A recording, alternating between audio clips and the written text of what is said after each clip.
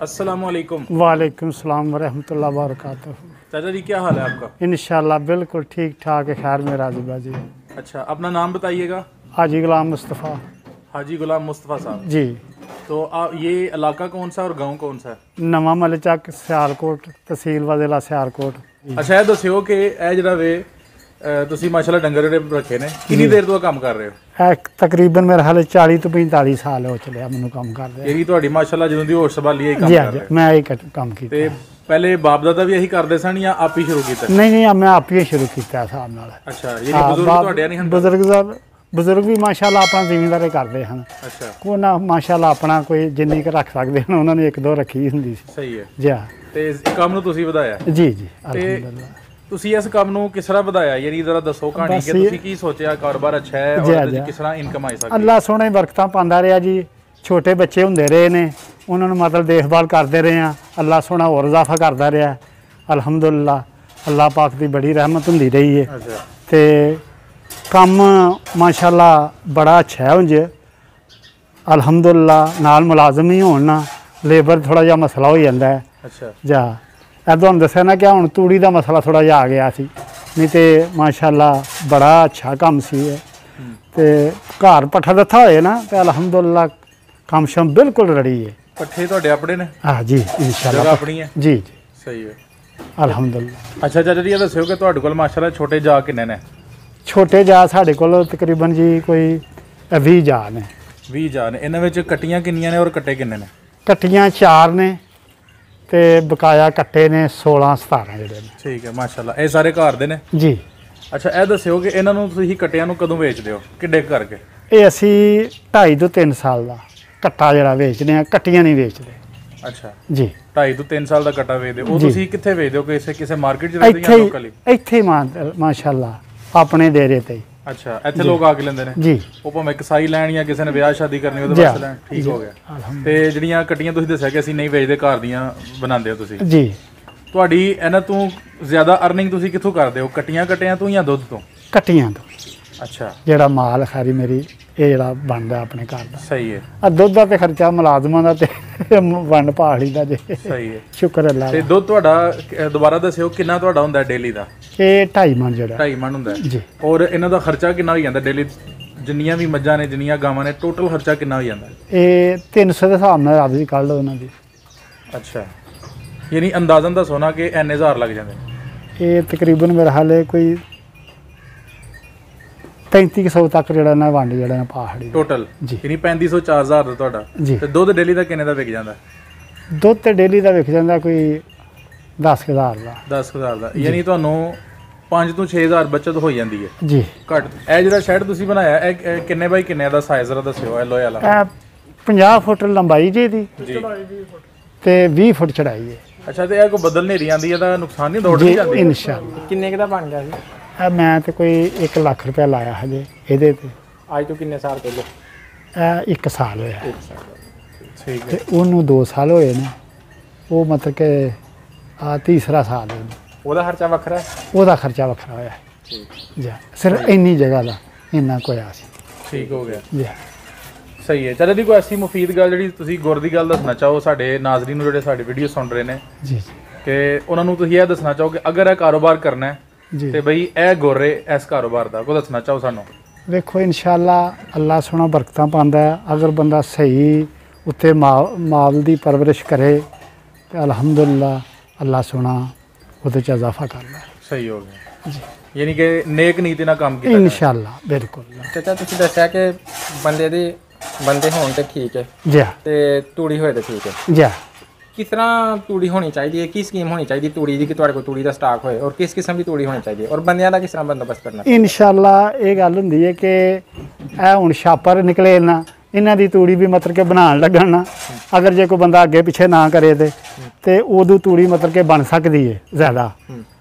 ਲੇਕਿਨ ਕਿਸੇ 20 ਸੁੱਟ ਛੜੀਆਂ, ਕਿਸੇ 30 ਸੁੱਟ ਛੜੀਆਂ, ਬਸ ਇਸ ਤਰ੍ਹਾਂ ਹੀ ਪੈ ਚਲਾਉਂਦੇ ਨੇ ਜੀ ਅਲਹਮਦੁਲਿल्लाह। ਜਿਹੜੀ ਤੂੜੀ ਮਾਰਕੀਟ ਚ ਆਈ ਉਹਦਾ ਕੀ ਨੁਕਸਾਨ ਹੈ? ਬੰਡਲ ਵਾਲੀ ਤੂੜੀ ਦਾ ਕੀ ਨੁਕਸਾਨ ਹੈ? ਬੰਡਲ ਵਾਲੀ ਤੂੜੀ ਦਾ ਭਿੱਜੀ ਹੁੰਦੀ ਹੈ, ਅਸਲ ਗੱਲ ਹੈ ਕਿ ਭਿੱਜੀ ਭੱਜੀ ਹੁੰਦੀ ਹੈ, ਖਰਾਬੀ ਹੁੰਦੀ ਹੈ ਇਹਦੇ ਵਿੱਚ। ਇਹ ਤੂੜੀ ਨਹੀਂ ਦਿਲ ਕਰਦਾ ਪਾਉਣ ਤੇ। ਕਿਆ ਡੰਗਰ ਨੂੰ ਨੁਕਸਾਨ ਦਿੰਦੀ? ਜੀ ਨੁਕਸਾਨ। ਇਹ ਨੁਕਸਾਨ ਇਹ ਹੰਮਾ ਘਮਦੀ ਇਹਦੇ ਵਿੱਚੋਂ। ਡੰਗਰ ਦੁੱਧੋਂ ਘਟ ਜਾਏਗਾ।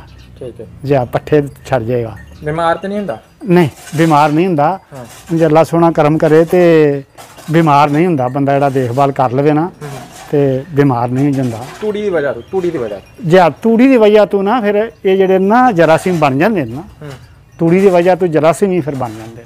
ਅੱਛਾ ਜੀ। ਤੇ ਫਿਰ ਉਹਦਾ ਕੀ ਹੱਲ ਹੋ ਸਕਦਾ? ਬੰਦਾ ਉਹ ਤੂੜੀ ਪਾਏ ਨਾ? ਉਹ ਤੂੜੀ ਤੇ ਫਿਰ ਪਾਣੀ ਵੀ ਨਹੀਂ ਚਾਹੀਦੀ। ਠੀਕ ਹੈ। ਜਿਹਦੇ ਨਾਲ ਜਰਾਸੀਮ ਹੋ ਜਾਣ ਫਿਰ। ਯਾਨੀ ਤੁਸੀਂ ਕਹਿਣਾ ਚਾਹ ਰਹੇ ਹੋ ਕਿ ਜਦੋਂ ਕਣਕ ਦੀ ਕਟਾਈ ਹੁੰਦੀ ਹੈ ਉਦੋਂ ਤੁਸੀਂ ਤੂੜੀ ਦਾ ਸਟਾਕ ਕਰੋ, ਫਰੈਸ਼ ਤੂੜੀ ਦਾ। ਫਰੈਸ਼ ਤੂੜੀ ਦਾ। ਤੇ ਗੰਦੀ ਤੂੜੀ ਨਾ ਪਾਓ, ਗੰਦੀ ਤੂੜੀ ਨਾਲ ਜਾਨਵਰ ਬਿਮਾਰ ਹੁੰਦੇ ਨੇ। ਹੋ ਜਾਂਦੇ ਨੇ। ਤੇ ਉਸ ਤੋਂ ਇਲਾਵਾ ਤੁਸੀਂ ਲੇਬਰ ਦਾ ਬੰਦੋਬਸਤ ਕਰ ਲਓ ਤੇ ਫਿਰ ਇਹ ਕੰਮ ਠੀਕ ਹੈ ਇਨਸ਼ਾਅੱਲਾ। ਯਾਨੀ ਇਸ ਕੰਮ ਦੇ ਵਿੱਚ ਦੋ ਮਸਲੇ ਨੇ, ਇੱਕ ਖੁਰਾਕ ਦਾ, ਤੂੜੀ ਦਾ, ਔਰ ਇੱਕ ਲੇਬਰ ਦਾ। ਅਗਰ ਤੁਸੀਂ ਇਹ ਬੰਦੋਬਸਤ ਕਰ ਲੈਂਦੇ ਤਾਂ ਫਿਰ ਇਹ ਕੰਮ ਠੀਕ ਹੈ ਇਨਸ਼ਾਅੱਲਾ। ਜ਼ਬਰਦਸਤ। ਅੱਛਾ ਚਾਚਾ, ਇਸ ਟਾਈਮ ਕਿੰਨੇ ਜਾਨਵਰ ਰੱਖੇ ਜੇ? ਮਾਸ਼ਾਅੱਲਾ ਆ ਕੋਈ 24 ਤੇ ਵੱਡੇ ਜੇ। ਅੱਛਾ। ਤੇ ਮੇਰੇ ਹਾਲੇ ਤੇ 20 ਛੋਟੇ ਵੀ ਜੇ।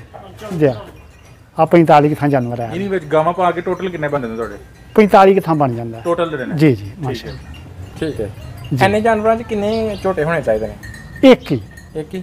ਤੇ ਜੋ ਝੋਟਾ ਹੀ ਬਿਮਾਰੀ ਵਾਲਾ ਹੋਏ ਤੇ ਫਿਰ ਉਹ ਅਲਹਮਦੁਲਿਲਾ ਉਹਦਾ ਫਟਾਫਟ ਫੌਰੀ ਤੌਰ ਤੇ ਇਲਾਜ ਹੋ ਜਾਂਦਾ, ਟੀਕਾ ਸ਼ੀਕਾ ਡਾਕਟਰ ਕੋਲ ਲਵਾ ਕੇ ਅਲਹਮਦੁਲਿਲਾ ਉਹ ਫਰੈਸ਼ ਹੋ ਜਾਂਦਾ। ਇੱਕ ਬਜ਼ੁਰਗ ਸਾਨੂੰ ਮਿਲੇ, ਉਹ ਕਹਿਣ ਲੱਗੇ ਕਿ ਮੈਂ ਇੱਕ ਝੋਟਾ ਰੱਖਿਆ ਸੀ, ਉਹਨੇ ਜਿੰਨੀਆਂ ਮੱਝਾਂ ਨਵੀਆਂ ਕੀਤੀਆਂ ਕੋਈ ਵੀ ਨਾ ਨਿਕਲੀ, ਯਾਨੀ ਝੋਟੇ ਦੀ ਵਜ੍ਹਾ ਤੋਂ ਮੇਰੀ ਕਾਫੀ ਸਾਰੀਆਂ ਮੱਝਾਂ ਖਰਾਬ ਹੋ ਗਈਆਂ। ਉਹਦਾ ਕੀ ਸੋਲੂਸ਼ਨ ਹੁੰਦਾ? ਅਲਹਮਦੁਲਿਲਾ ਉਹ ਝੋਟਾ ਫਿਰ ਵੇਚ ਛੱਡਦੇ। ਠੀਕ ਹੈ, ਠੀਕ ਹੋ ਗਿਆ। ਤੁਹਾਡੇ ਕੋਲ ਇਹਨਾਂ ਵਿੱਚ ਦੁੱਧ ਦੇਣ ਵਾਲੇ ਜਾਨਵਰ ਕਿੰਨੇ ਨੇ? ਇਹ ਤਕਰੀਬਨ 12 ਜਾਨਵਰ ਤੁਹਾਨੂੰ ਦੱਸਿਆ ਗਿਆ ਦੁੱਧ ਦੇਣ ਵਾਲੇ। ਜੀ। ਤੇ ਰੋਜ਼ਾਨਾ ਤੁਹਾਨੂੰ ਸਵੇਰ ਸ਼ਾਮ ਕਿੰਨਾ ਕੁ ਦੁੱਧ ਦੇ ਛੱਡਦੇ ਨੇ? ਅਲਹਮਦੁਲਿਲਾ ਜੀ। ਹਾਂਜੀ 2.5 ਤੋਂ 3 ਮਣ ਹੈ। 2.5 ਤੋਂ 3 ਮਣ ਮਾਸ਼ਾਅੱਲਾ, ਜ਼ਬਰਦਸਤ। ਅੱਛਾ, ਇੱਥੇ ਤੁਹਾਡਾ ਦੁੱਧ ਹੀ ਤੁਸੀਂ ਦੁੱਧ ਵੇਚਦੇ ਹੋ ਜਾਂ ਲੋਕ ਆ ਕੇ ਲੈ ਜਾਂਦੇ ਨੇ? ਨਹੀਂ ਪੁੱਤਰਾ, ਇੱਥੇ 120 ਰੁਪਏ ਲੋਕ ਲੈ ਜਾਂਦੇ ਨੇ, 110-20 ਰੁਪਏ ਲੈ ਆਪੇ ਲੈ ਜਾਂਦੇ ਨੇ ਜੀ। ਜ਼ਬਰਦਸਤ। ਹਾਂ, ਇੱਕ ਮੇਰੇ ਤਲਕ ਨੇ ਉਹਨਾਂ ਨਾਲ ਚਕਵਾਲੀਆਂ ਨਾਲ। ਮੇਰਾ ਦੁੱਧ ਉੱਥੇ ਜਾਂਦਾ ਕੋਈ 1.5 ਮਣ ਸਵੇਰੇ। ਠੀਕ ਹੈ, ਜ਼ਬਰਦਸਤ। ਉਹਨਾਂ ਦਾ 35 ਸਾਲ ਹੋ ਚੱਲਣ ਮੇਰੀ ਸਲਾਮਾਂ ਲੈ ਕੇ। ਯਾਨੀ ਲਿੰਕ ਤੁਹਾਡਾ ਗਿਲਮੀ ਅਰਸੇ ਤੋਂ ਲਿੰਕ। ਜੀ ਜ਼ਿੰਦਾਬਾਦ। ਤੇ ਚਾਚਾ ਕਿੰਨਾ ਖਰਾ ਚਾਰਾ ਖਾ ਜਾਂਦਾ ਇੱਕ ਜਾਨਵਰ ਰੋਜ਼ਾਨਾ ਦਾ? ਇਹ ਤੇ ਪੁੱਤਰਾ ਹੁਣ ਟਰਾਲੀ ਵੀ ਲਿਆਵੋ ਉਹਨਾਂ ਸਾਰੀ ਮੇਰੀ, ਤਾਂ ਵੀ ਇਹਨਾਂ ਵਾਸਤੇ ਥੋੜੀ ਜਿਹੀ। ਠੀਕ ਹੈ ਜੀ। ਤੇ ਤੂੜੀ ਕਿੰਨੀ ਖਾਂਦੇ ਨੇ? ਤੂੜੀ ਤਕਰੀਬਨ ਜਿਹੜੀ ਇਹਨਾਂ 5 ਮਣ ਇਹ ਰੋਜ਼ ਦੀ ਐਵਰੇਜ ਹੋ ਜਾਂਦੀ ਹੈ ਸਾਰੇ ਜਾਨਵਰਾਂ ਦੇ? ਸਾਰੇ ਜੀ ਜੀ। ਤੇ ਵੰਡਾ ਕਿੰਨਾ ਕੁ ਪਾਉਂਦੇ ਹੋ? ਵੰਡ ਜਿਹੜਾ ਨਾ ਇਹ ਖਾਰੀ ਮੇਰੀ ਭਾਈ ਤੁਹਾਡਾ ਕੋਲ ਲੈ ਆਉਂਦਾ ਤਕਰੀਬਨ ਕੋਈ 2 ਮਣ ਜਿਹੜਾ ਨਾ। 2 ਮਣ ਰੋਜ਼ਾਨਾ ਦਾ? ਉਹਦੇ ਵਿੱਚ ਕਿਹੜੀ ਕਿਹੜੀ ਚੀਜ਼ ਸ਼ਾਮਲ ਹੈ?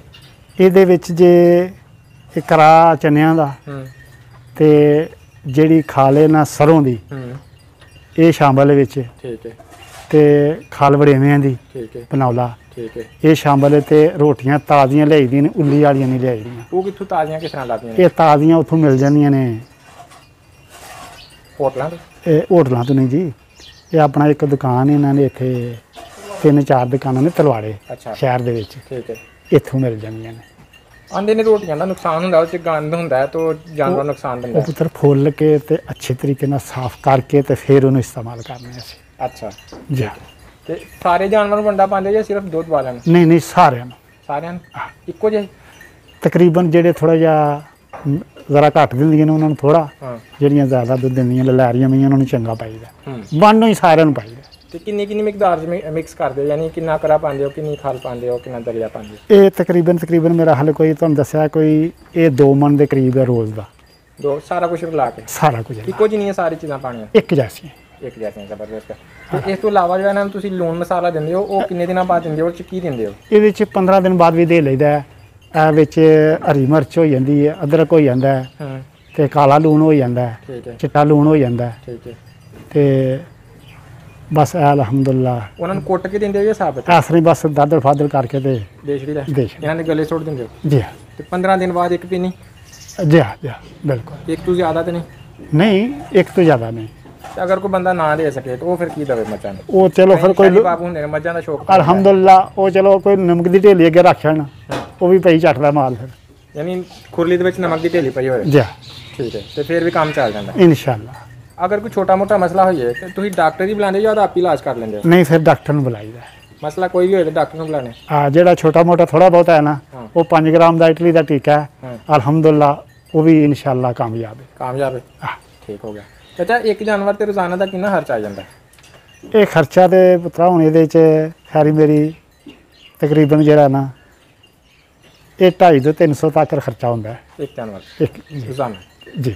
ਤੇ ਚਾਚਾ, ਇੱਕ ਮੱਝ ਨੂੰ ਰੱਖਣ ਵਾਸਤੇ ਕਿੰਨੀ ਜਗ੍ਹਾ ਹੋਣੀ ਚਾਹੀਦੀ ਹੈ ਜਿਹਦੇ ਵਿੱਚ ਉਹਨੂੰ ਬਾਹਰ ਵੀ ਬੰਨਿਆ ਜਾ ਸਕੇ ਔਰ ਅੰਦਰ ਵੀ?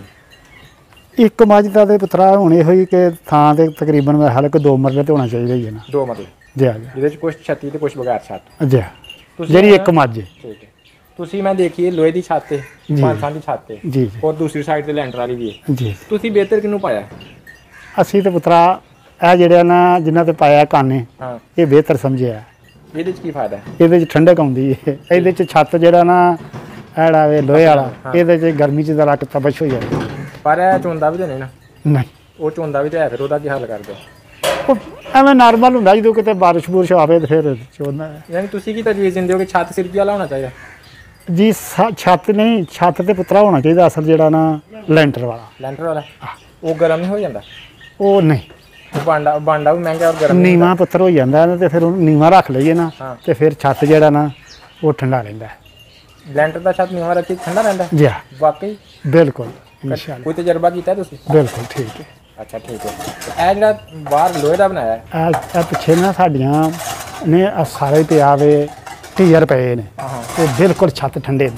ਠੰਡੇ ਛੱਤ? ਹਾਂ, ਇੱਥੋਂ ਦੀ ਆ ਤਰਤਾਨੀ ਵੀ ਰੱਖੇ ਨੇ ਮਾਸ਼ਾਅੱਲਾ। ਚਲੋ ਪੱਖੇ ਤੇ ਆਰ ਵੀ ਲਾਏ ਨੇ ਹਾਂ, ਲੇਕਿਨ ਹਵਾ ਸ਼ਾ ਬੜੇ ਅੱਛੇ ਤਰੀਕੇ ਨਾਲ ਪੈਂਦੀ ਹੈ। ਤੇ ਬੰਦਾ ਟੀਅਰ ਹੀ ਪਾ ਲੇ? ਹਾਂ, ਟੀਅਰ ਵੀ ਚੱਲਦਾ, ਅੱਛੀ ਗੱਲ ਹੈ। ਜਿਹੜੇ ਬੰਦੇ ਕੋਲ ਬਹੁਤੇ ਪੈਸੇ ਨਹੀਂ ਜੀ, ਜਿਹੜੇ ਬੰਦੇ ਕੋਲ ਬਹੁਤੇ ਪੈਸੇ ਨਹੀਂ ਜੀ ਜੀ, ਉਹ ਕਾਹਦਾ ਪਾਏ ਛੱਤ? ਉਹ ਲੋਹੇ ਦਾ ਪਾਏ ਜਾਂ ਸਿਰਕੀ ਦਾ? ਨਹੀਂ ਪੁੱਤਰ, ਉਹ ਤੇ ਸਿਰਕੀ ਵੀ ਪਾ ਲੇ। ਜਿਹੜਾ ਬੰਦਾ ਥੋੜਾ ਜਿਹਾ ਵਿਚਾਰਾ ਕਮਜ਼ੋਰ ਹੈ ਉਹ ਸਿਰਕੀ ਦਾ ਵੀ ਪੁੱਤਰ ਪਾ ਲੇ, ਚੱਲ ਜਾਂਦਾ।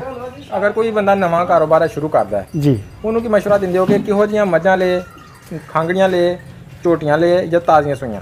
ਇਹ ਤੇ ਪੁੱਤਰਾ ਹੁਣ ਤਾਜ਼ੀ ਤੇ ਜਿਹੜੀ ਉਹਦੇ ਆਪਣੀ ਥੋੜੀ ਜਿਹੀ ਮਾੜੇ ਬੰਦੇ ਨੂੰ ਮੱਦੇ ਨਜ਼ਰ ਰੱਖ ਕੇ ਜਵਾਬ ਦਿਓ। ਜਾਂ ਮਾੜਾ ਬੰਦਾ ਪੁੱਤਰ ਇੱਕ ਜਿਹੜਾ ਨਾ ਉਹ ਤਾਜ਼ੀ ਨਹੀਂ ਇੱਕ ਲਵੇਗਾ ਤੇ ਅੱਗੋਂ ਫਿਰ ਅੱਲਾ ਸੋਣਾ ਜੇ ਕਿਤੇ ਉਹਦਾ ਕੋਈ ਬੱਚਾ ਉਹਦਾ ਤਿਆਰ ਹੋ ਜਾਵੇ ਤੇ ਅਲਹਮਦੁਲਿਲਾ ਫਿਰ ਉਹਨੂੰ ਹੋਰ ਇਜ਼ਾਫਾ ਹੋ ਜਾਏਗਾ। ਠੀਕ ਹੈ। ਤਾਜ਼ੀ ਸੂਈ ਲਵੇ? ਤਾਜ਼ੀ ਸੂਈ ਲਵੇ ਤੇ ਉਹਦਾ ਜਿਹੜਾ ਬੱਚਾ ਫਿਰ ਉਹਨੂੰ ਪਾਲੇ? ਜੀ ਠੀਕ ਹੋ ਗਿਆ। ਅੱਛਾ ਇਹ ਦੱਸੋ ਕਿ ਅੱਜ ਕੱਲ੍ਹ ਤਾਜ਼ੀ ਸੂਈ ਮੱਝ ਕਿੰਨੇ ਦੀ ਲੱਗਦੀ ਤੇ ਖਾਂਗੜੀ ਕਿੰਨੇ ਦੀ ਲੱਗਦੀ? ਇਹ ਤੇ ਪੁੱਤਰਾ ਹੁਣ 2.5 ਤੋਂ 3 ਲੱਖ ਵੀ ਹੈ, 2 ਲੱਖ ਵੀ ਹੈ। ਨਕਦ 2 2.5 ਤੋਂ ਮਿਲ ਜਾਂਦੀ ਹੈ। 2-2.5 ਤੋਂ? ਜੀ। ਤੇ ਜਿਹੜੀ ਖਾਂਗੜੀ ਹੈ ਉਹ ਨਕਦ? ਖਾਂਗੜੀ ਜਿਹੜੀ ਹੈ ਨਾ 1 ਲੱਖ 20 ਦੀ, 1 ਲੱਖ 30 ਦੀ, ਇੰਨੇ ਕੁ ਮਿਲ ਜਾਂਦੀ ਹੈ।